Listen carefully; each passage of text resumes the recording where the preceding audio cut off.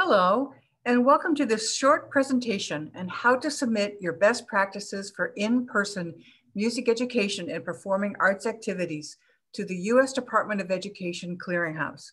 I'm Mary Luehrsen, Executive Director of the NAMM Foundation, and I'm here with my colleagues, Dr. James Weaver from the National Federation of High School Associations and Lynn Tuttle from the National Association for Music Education.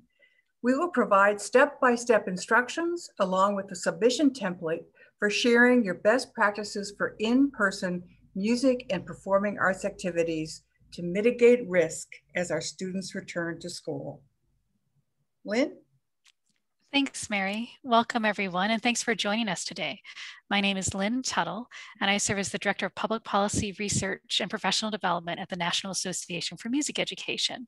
So why are we asking you to participate in this Best Practices Clearinghouse, and why are we here asking you to put forward some examples of best practice as schools reopen?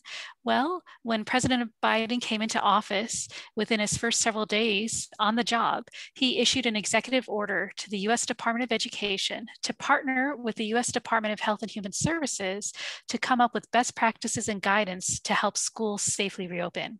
In addition, he called on schools across the nation to attempt to reopen, especially our elementary schools, so the schools serving our youngest learners.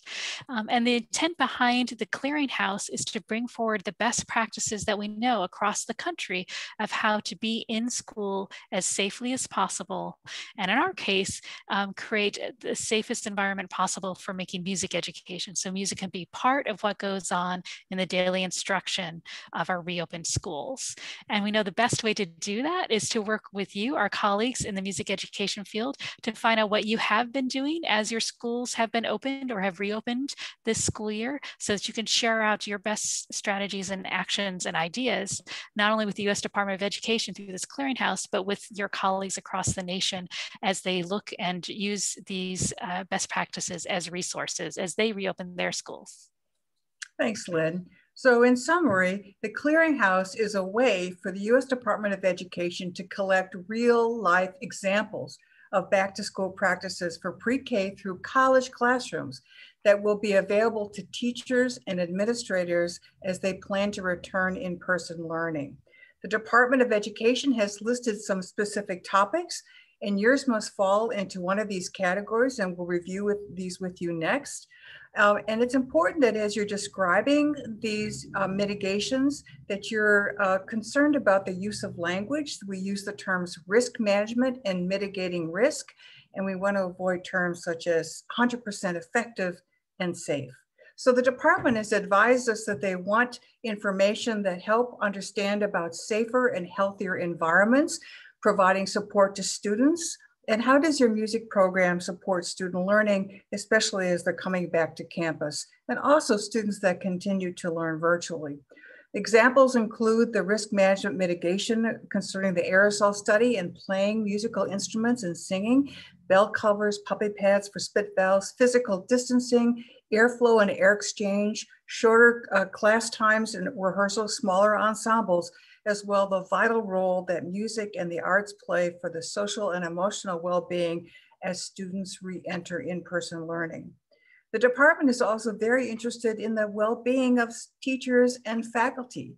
And how does a music program in your school engage the entire community and help with the entire community come back together and unite after this dramatic pandemic year? And also, what professional development will you continue to offer in music and arts learning so teachers are strengthened in ways that they can meet the needs of their students as they return to learning?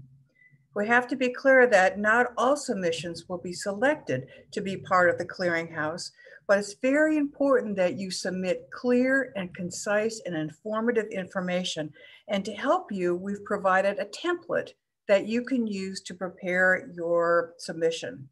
So, and we want to do this as a national campaign because we feel that to date, guidance for music and performing arts activities is not so well represented in the back to school guidance. So we need to bring forward this information from the field and make sure that the U.S. Department of Education is aware as well as it can be disseminated throughout the country. So Lynn, I think we're going to go back to you to take us through the submission process. Great, thanks, Mary. All right, so what do you need to include when you submit your email? Well, first, let's talk about the submissions process itself. Submissions are accepted on an ongoing basis. So they've opened the portal, you can send an email now with your idea, or you can wait, gather your materials together and submit later. So we encourage you to think about what information you have now to share, what you might have in the future, and you can submit multiple times. So feel free to submit great practices from your program. What are they looking for in terms of submission? Well, the department really wants to focus in on what's going to help educators and policymakers out in the field, right? What's going to help school principals figure out how to best safely reopen the schools, and for their teachers, your colleagues in the field, to figure out how to put things into practice. So the department's looking for things like fact sheets, step-by-step guidance, policies or regulations, perhaps sample agreements. So maybe your school districts work really closely with your local Department of Health and Education, and they are coming together and have accepted some of your music education reopening guidelines. And so you've got that all documented. That would be great to share. Videos focused on how you've implemented the best practices. So what does it look like in the classroom when you have students singing together in person in a distance manner wearing masks? What does it look like? How did you create that space? How did you help students learn how to use that space? And links to resource documents, right? So how did you prepare students to come back into the building safely for music making? How did you prepare parents and community members in terms of what the expectations were? All of those kinds of documents would also be helpful. What the department is not looking for are current advertisements. So please limit vendor information, et cetera. Just share how you've done what you've done as a practicing educator. Okay, so what should you include when you submit that email to the Clearinghouse? First and foremost, they want to know who you are. So remember to put down your name, the school or organization with whom you work, your school district, and your city and state. In the subject line, we suggest something like safer music education or music education for as you reopen schools, something like that, so that they know that the topic you're going to be addressing has to do with performing arts and with music. Mary took you through the topics that they're looking for. So think about what topic best represents the information that you want to share, the best practice you're going to be speaking to in your email. Is it about safer and healthier environments? Is it about providing supports to students, to teachers, and to faculty? Is it about professional development and other kinds of supports? So figure out from those kind of big three buckets where your best practice fits. And then who's the target audience? Are you talking about ways to create a safer and effective general music classroom? Then talk about the fact that maybe it's early childhood or elementary school. Or are you talking about a collegiate setting? Post-secondary. So note that as well in your email. Provide a short description, a few sentences. What is it that this best practice is about? And why are you sharing it with the department? And what makes it a best practice? How do you know it works well on the ground? And again, many of you out in the field are in the midst of reopening school right now, or perhaps you've been open since the fall. You know how to do this work and use the mitigation techniques that we talk about from the aerosol research study in your classroom. So sharing these with the department is really vital. And again, getting that information out for those who are just starting to reopen or are looking forward to reopening in the fall. It's really vital to share your great practice now. And then do you have any particular information on how this practice is helping underserved or traditionally underserved populations access music? So the department's very interested in equitable access to a full and complete and well-rounded education for all students. So you can speak to ways in which these mitigation strategies, in which your best practice is helping all students gain access to music education as the building reopens. That would be wonderful to share as well. So the bottom line, Lynn, is that you need to prepare an email. It's just an email.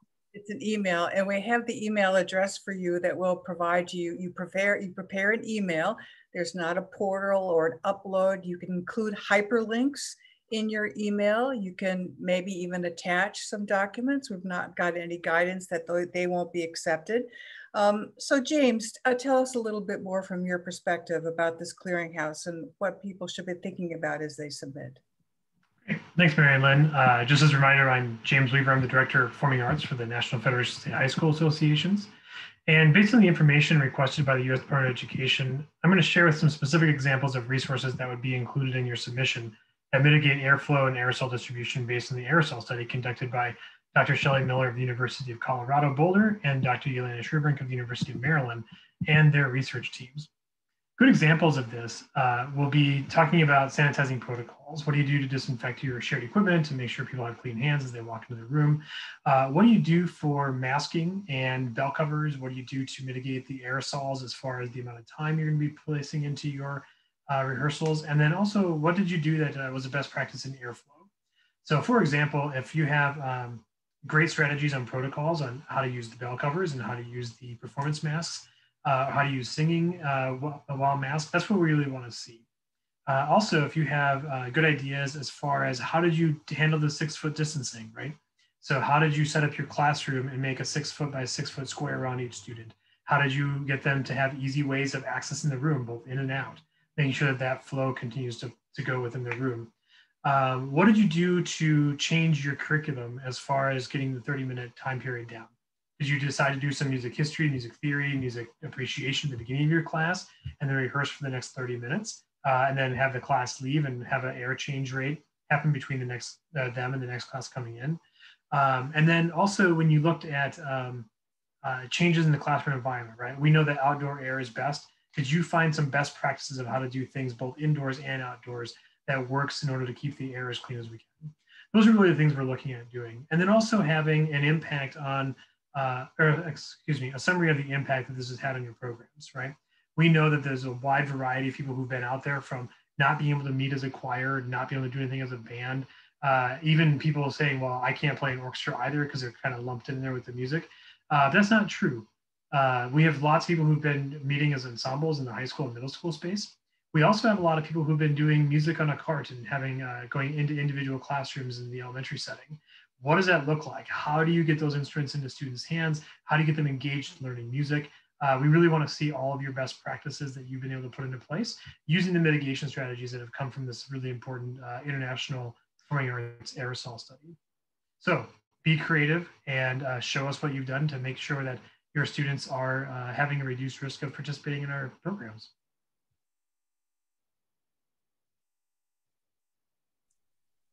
Thanks, James and Lynn. And we know that the benefits of music and arts activities are so very important for our students now, especially as schools are reopening, communities are coming back together, and we need to share across the spectrum through all the school districts across the country. This is an opportunity we have to do that with this clearinghouse. And again, also inform and engage the leaders at the U.S. Department of Education. I think it's important, if we want to stop for a moment, how else should we be addressing the concerns we have for equity and access as we upload this information to the clearinghouse? Lynn, did you have any additional thoughts about that? Very important emphasis for the department going forward. Yes. Thanks, Mary. And it's been an emphasis, right, for the U.S. Department of Education from its early days, this whole idea that part of what the federal education investment is all about is making sure that all students have access to a high quality education. And as laid out in the Every Student Succeeds Act by Congress several years ago, that includes a well-rounded education, meaning all content areas, including music, the performing arts, and our colleagues in visual arts. So as we think about coming back into the school space, we want to make certain that equitable access continues for all students. And so if you have best practices that highlight how you have done that, please share those with the department. That is part of what they're looking for. And that's part of what their call is for this clearinghouse right now. And Mary, as you and I have talked about many times in the last several months, I'm concerned as we think about where students are as they come back into school, either this spring or next fall, and the deep concerns that I know administrators are going to have about students, about what they've been able to learn or may not have learned because of inequitable access to internet, to their teachers, to their classwork. And so administrators are really going to be focused on this idea of learning loss. Even if they don't call it that, they're going to be concerned about it. And when I hear that phrase, I immediately wonder if administrators are going to start building in more and more remediation for students. And as we know, remediation often means that students of color, students of poverty, English language learners, students with special needs are then pulled out of our classes to receive remediation. And we don't want that to occur. And so again, if you have models of ways in which students are engaging in additional learning, supplemental learning to combat learning loss, but still are in your program, please share those with the department, and let's share those across the country, because we're going to need as many of those amazing and creative scheduling solutions as possible going into next fall. Thanks, Lynn. I think that the best practice may also include your plans for summer learning that might include rigorous music and arts programs that kind of sweep up and capture the experience for students as they head back to school. James, your final thoughts as we go out with this Clearinghouse project. Yeah, I mean, I've been saying this since the beginning of the pandemic. If you want big problems solved, you give them to music educators and they'll figure out how to solve them. And that's been exactly true. And I think that's why having this kind of a message come from music educators is very important. You know out there what has been successful, what hasn't been successful, and what adjustments need to have been made for those of you who have been working throughout the entire pandemic. So I really feel that this is the right play to make, and we have thousands of brilliant people out there doing amazing things every day. And so it's time that the U.S. Department of Education hears that and can take those as some best practices. Fantastic call to action from both of you. So I want to share some where you can get all of this information. This will be available at the NAMM Foundation website and the NAFME website, as well as the National Federation of High School websites. Our contact information is there. You can simply find us. Many of you already know us, and we encourage you to reach out. And then let's go to that recap slide in terms of just a summary. It's important to submit examples of risk mitigation for in-person music and performing arts classrooms. Reducing it to 2 or 3 sentences could be hard, but it's something that we need to bring it as succinctly and focused as possible. Remember those major topics that Department of Ed has asked us to focus on: safe and the well-being of students as they come back to learning, the well-being of teachers and faculty, as well as professional development, with an emphasis on equity and access for all students. We will have templates about how we suggest you organize your email. Remember, you're writing one email. The template will be available at nammfoundation.org and linked from the National Federation of High Schools and NAFME's website. We're all in this together. Make sure your submission is includes links and some resources and things that you'd like to say. And of course, the questions are available from our staff, and all of us are here to help us. So help you and move to the next phase of coming back soon. I can't wait for holiday concert, December 2021 and beyond. Thanks, James. Thanks, Lynn. And thanks all of you for everything you do every day to make music and performing arts activities a vital part of every child's life every day. Thank you, and hope you are well and that you and your family continue to be well. Bye-bye.